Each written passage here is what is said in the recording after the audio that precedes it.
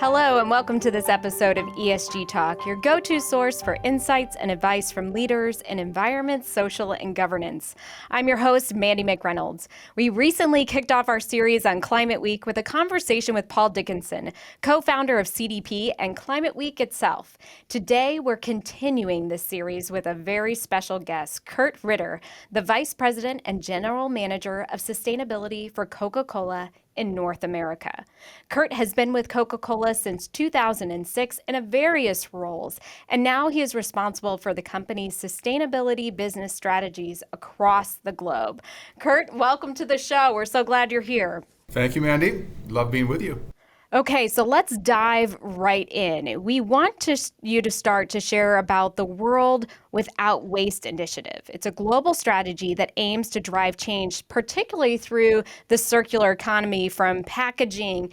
You launched this initiative a while back, and I read a little bit up on this initiative with your company, and you were working towards 100% of packaging being recyclable around the globe by 2025, using at least 50% recycled materials in the packaging by 2030. This is a pretty ambitious place considering you already passed some benchmarks.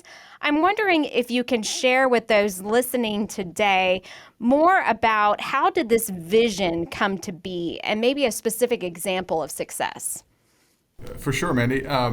We recognize as a global company, a beverage company, that for us, we produce beverages that our consumers love to drink and refresh themselves with, but those beverages are made out of water, with water, and in packaging. So for us, packaging is a natural area where we feel a huge sense of responsibility to leave a world without waste and improve the planet that we all share. And so that comes down to what you said. It's designing our packaging so that it's more recyclable. It is increasing the amount of recycled material that we collect back from the marketplace.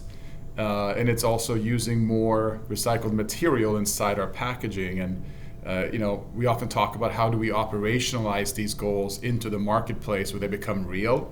And here, specifically North America, together with my teammates, what you will have seen is examples like our 100% recycled PET bottles currently out in the market in Dasani, our water brand in North America, and also Coca-Cola, our flagship brand in our primary sort of plastic 20-ounce packages now increasingly becoming made from 100% plastic. So those examples, Mandi, are what we're starting to really put into the marketplace, along with the shift we did on Sprite.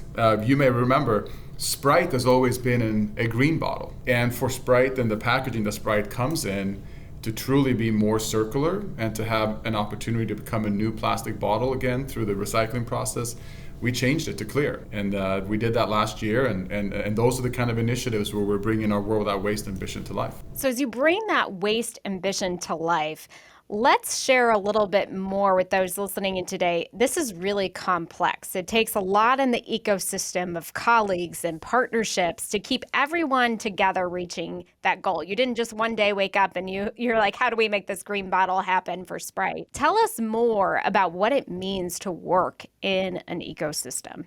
Well, as I've learned in this role, I think that's one of the most important parts, actually, especially in a large company, is that this isn't an isolated initiative that sits in my team, or we work across our entire organization, from our brand teams. You can imagine on the instance of Sprite, if you're the leader on brand Sprite as a marketer, you're asking yourself what potentially could happen to the consumers who see a different package. Does that cause concern? Will they think it's a different product? We have to think all those elements through, how it then flows through our supply chain partners, through our commercial partners, our customer teams, our bottlers. It's a very important step that has to be really taken very rigorously from the very beginning of anything you do. We know that at the end of the day, we serve a consumer, and we want that consumer to really have the best experience they can with our products. It's an interesting piece that you talk about the bottler relationship. I loved reading a book around one of your former CEOs talking about the world that it takes to build your over 200 bottlers of various sizes globally. Talk to us a little bit more about that relationship and how you see this moving forward to achieve sustainability. I can only imagine what book that was. One of my favorite books by a former CEO was that of Neville Isdell. So if that was indeed the book you read, I love that one. I'm a bit of a Coke history junkie. Look, Coca-Cola as a global organization and as a global system is really anchored in the fact that we have over 200 bottlers in the world. These are, sure, they're independently owned businesses, but they're very linked into our entire business as a full supply chain. We really can't do anything of success without them and vice versa. Here in the US, we get to work across 60 plus incredible bottlers, some of which have been around for generations and generations, Mandi. We have a 5th generation Coca-Cola bottler here in the Midwest. And so when you think about how we drive the sustainability goals of our company and of our system with them, there's a lot of collaboration that has to happen. They run and operate a lot of the plants where our products are made. They're the ones delivering it to our customers out in the marketplace and touching a lot of the communities where all our consumers live and work. So we work with them extremely closely, and they have, in some instances, their own set of sustainability goals, not widely different from ours, but they do run a much larger manufacturing business than obviously the Coca-Cola Company does. Think of us more as the traditional brand marketing organization. I imagine as you talk about that specific relationship with a 5th generation bottler and then all the other bottlers, that's a lot of data, a lot of information that you're trying through your various initiatives to achieve with your global brand. What are the methods that Coca-Cola uses to collect data, measure progress, especially as it marches towards the world without waste vision? Something that absolutely could not be more important is that of data accuracy and data collection, especially in this field today. So we have a very, very robust internal tool that all our global bottlers collectively use, where they share with us information about their operations and things that are going into their plants and how we have coolers in the market, we have trucks on the road, we have plants making products. So through that platform, that's where they share all of their information so that we can have one very cohesive and collective set of reporting numbers for us globally. So let's move from that idea of regulation into this idea of risk and potentially can incur regional fines if you look at the different regulations being put into action. How does a global manufacturer like Coca-Cola avoid risk and ensure compliance with these are often fragmented and they're often regional standards that exist? Yeah, you're absolutely right. And that's something I think, first of all, we're growing in that regards. Every year we've had to increase in the type of members of our team that is looking at very much regional requirements. At the end of the day, we released our first sustainability report back in 2002, Mandi. So this isn't new to us, and the standards that we hold ourselves to are very high in terms of both accuracy and what type of data we collect.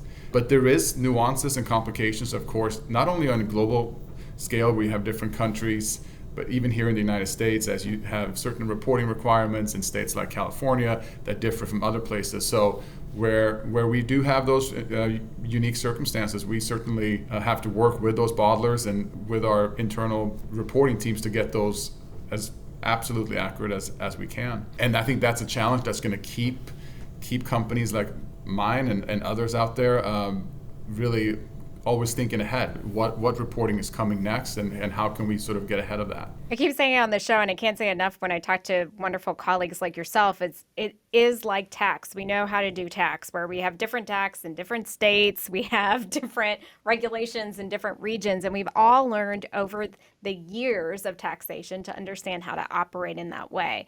And it was a really good example when you said California versus other states.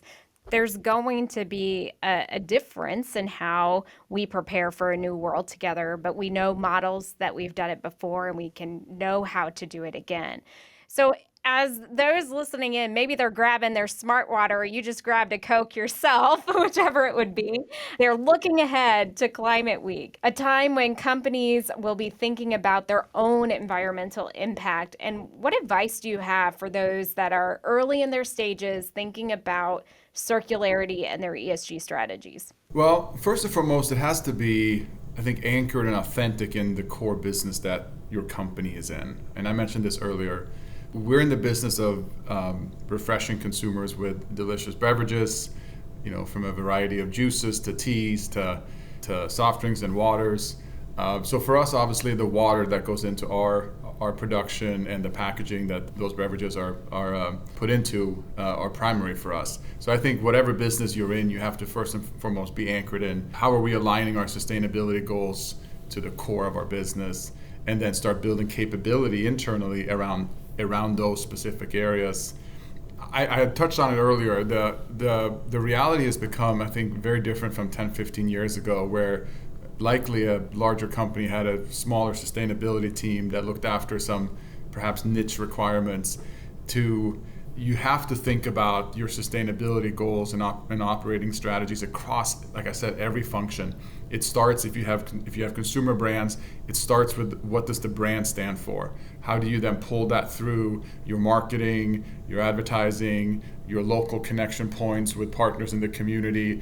It has to be a 360 approach, so that what you're putting out and what you're saying you're going to do are the things you also do, and that it makes sense for your brand. The last thing I will say, and this is something that I can frankly and candidly say I'm really proud of for my company, is you have to listen to a lot of external stakeholders. We've had really, really powerful partnerships with the World Wildlife Fund, the Ellen MacArthur Foundation, just to name a few, really organizations that have helped us think about our sustainability goals, and that we routinely work together with to sort of checkpoint on progress, and that's important because that's an external lens that companies have to take in. So there's a lot, I know, but I would say you got to start somewhere, and it has to be truly centered to your business. And would you mind, for those that are thinking about their team structure, because you are unique in the sense of global manufacturing, working across regions, tell us a little bit more about how the sustainability team is structured today as you work across the globe. And I think for us, it's fairly consistent across the globe. So I have the privilege of looking after sustainability uniquely to North America, so the United States and Canada specifically. But similar structures consist for us globally, and we obviously have also a corporate team that helps connect the geographical, corporate, or regional teams. When you look at my organization specifically, we have designed a team that's extremely cross-functional around sustainability that then pipes into the different other functions in our company. So for instance, we have people that look after sustainability from an R&D perspective. So they help our engineers to decide what kind of packaging design are the right for us in terms of a sustainability approach. I have members of my team looking after how we partner with our customers on sustainability. We proudly work with thousands and thousands of customers across North America, and oftentimes the outcomes become much more powerful when we combine our efforts with many of the national retailers and such. So that's an important one. Same thing can be said for, as you go into supply chain, how do we produce some of the packaging that we put in the marketplace? We have people in finance and strategy that look after sustainability. So you really have to build the acumen and the skill sets across all those different functions so that they can go help and drive those initiatives across your whole company. I value that you unpacked that a little bit. I know many chief sustainability officers and vice presidents get asked to go speak to the next generation coming into the workforce. And oftentimes they're like, well, how do I get on your team? I remember eager employees asking that. I want to go be on the ESG team. And the response back was, how can you integrate ESG into your superpower? So if you were in investor relations, how do you integrate it there? If you're in R&D, and I think that's going to be the new wave as we think about the workforce coming in, is in their area of specialty, thinking about sustainability first, thinking about ESG first, and the principles and strategy of their company. So it's neat to hear how Coca-Cola has built their team. And Mandi, if I may share just on a personal level, I've had an incredible opportunity to work for this company now close to 20 years. And it was just recently, matter of fact, a year ago that I took on this role. Prior to that, most of my career has always been in operations. So in regional operations, commercial planning, and I think I'm seeing this just through the peers I meet out in the network of sustainability, an increasing amount leaders coming into these kind of roles where you actually carry with you a extensive background in the business, because it's about understanding how you can go and, as I mentioned earlier, implement these goals and strategies into your core of your business, and it's become, I think, a competitive advantage for many people out in the industry to actually come from that direction. So I think that would be a recommendation I would give to a lot of your listeners: is you bring a strong sense of understanding of the business and how your company potentially creates value and make money for your owners, your shareholders, and then you build your sustainability plans into that. I love that. And last question for you that we are asking all of those in the series. The goal of Climate Week is to drive climate action. And this year's tagline is "We can, we will." With Climate Week coming up soon, what does that theme mean to you? Well, specifically for me, we have a beautiful purpose statement, I think. It's my own opinion, but our simple purpose statement as a company is to refresh the world and make a difference. And the latter part of that, to make a difference, is really the pursuit that we have around, like I mentioned, our sustainability and our World Without Waste goals. However, the notion of we can and we will means you have to start moving from an aspirational desire to do well to actually doing well, or to actually make a difference. And I think I mentioned that earlier, is we need to start to really shift the dialogue into the proof points that are beginning to happen in our respective businesses and our industries of how we're driving a more direct sustainability outcome in our business. Like I mentioned, our packaging, we changed on Sprite, and the 100% rPET we're doing, the different investments we're making into our plants to make them more efficient, and so forth. So for me, it really comes back to and resonates a lot around we can and we will and we have, if you wanted to add something, because we are starting to do those things. And I know we're certainly not alone in that area. There's lots of great companies and organizations doing some incredible things in their business to drive a more sustainable outcome. That, to me, is where the discussion has to continue to pivot towards the actual outcomes that are happening, the partnerships that you're seeing.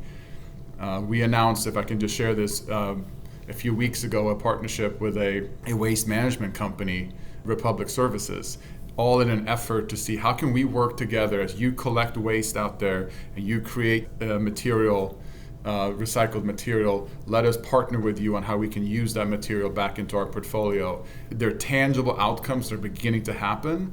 Long road ahead, but that's where it is to me. What a great note to end on. We can, we will, and we have. Kurt, thank you so much for joining us today. Such a privilege to be with you. Thank you. Thank you for joining us, those that are listening in to this episode of ESG Talk, brought to you by Workiva, the world's only unified platform for financial reporting, ESG, audit, and risk.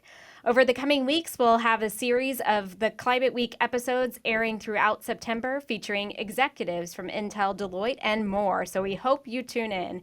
If you enjoyed this episode, please rate or review us on Apple Podcasts and subscribe to see future episodes on Apple, Spotify, or YouTube. We'll talk soon.